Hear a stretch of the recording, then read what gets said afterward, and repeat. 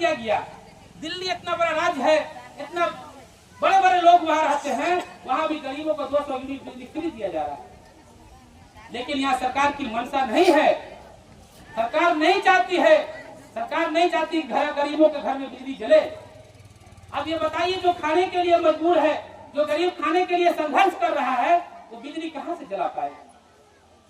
जिसके पास घर ही नहीं है, वो मीटर कहाँ से लगाएगा? वो कहाँ से बिल दे पाएगा?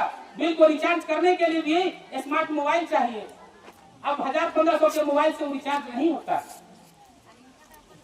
बहुत सारे गरीबों के नाम एक वृद्धा पेंशन, एक अपमानजनक पेंशन दिया जाता है 400 रुपया, उसमें भी कितने गरीबों का नाम को काट के हटा दिया गया, कितने गरीबों का राशन कार्ड से नाम को हटा दिया। ये सरकार सिर्फ झूठ और झूठ बोल रही है। इसलिए मेरी माँ, बहने और मेरे बूढ़े चचा लोग भी सुन रहे हैं, आपके पास नेता आता होगा, कुर्ता पैजामा झाड़ के आता है, बात लंबी लंबी करेगा, कहेगा कि हिंदू खतरे में है, कभी कहेगा कि मंदिर मस्जिद शमशान कब्रिस्तान की बात करेगा, कभी नारा देगा कि बाबरी मस्जिद तो झांकी है, काशी मथुरा बाकी है। लेकिन मेरी माँ आपको कहना ये चाहते हैं कि बाबरी मस्जिद तो बन गया, अयोध्या में हजारों दलितों गरीबों का घर तोड़ दिया गया।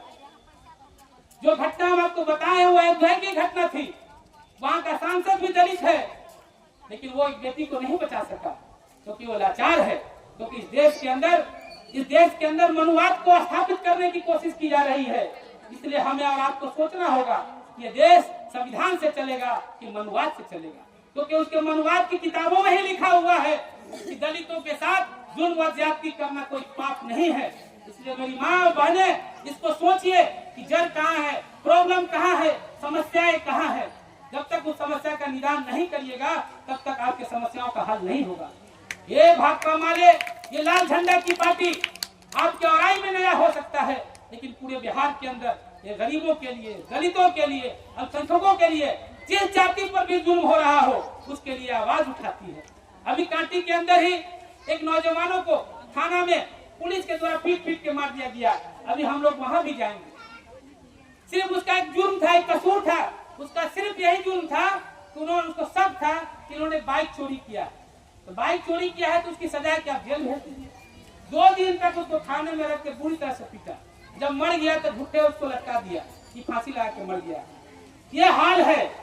और यहाँ का थाना प्रभारी भी, यहाँ का जो हथौड़ी थाना है, वो भी सुनते हैं कि यहाँ के लोगों पर जुल्म करता है। तो हम आपको ये कहने के लिए आए कि आपकी ताकत ही ये लाल झंडे की ताकत है। आप लोग एक रहिएगा, इस हथौड़ी थाना को भी घेर के, इस थाना प्रभारी को भी हम लोग चेताएंगे कि अगर तुम गरीबों पर जुल्म करोगे तो अगर तारीफ ही लिया तो उसको जेल भेज देता है। घर में बैठ के शराब पी रहा है बड़का सामांती साहब, उसको जेल नहीं भेजेगा। लेकिन जेल कौन जाएगा? गरीब जाएगा। शराब बनाने वाला जेल नहीं जाएगा। जो बेचारा गरीब शराब बेचते हुए या तारी बेचते हुए पकड़ा जाता है, उसको जेल भेज दिया जाता है।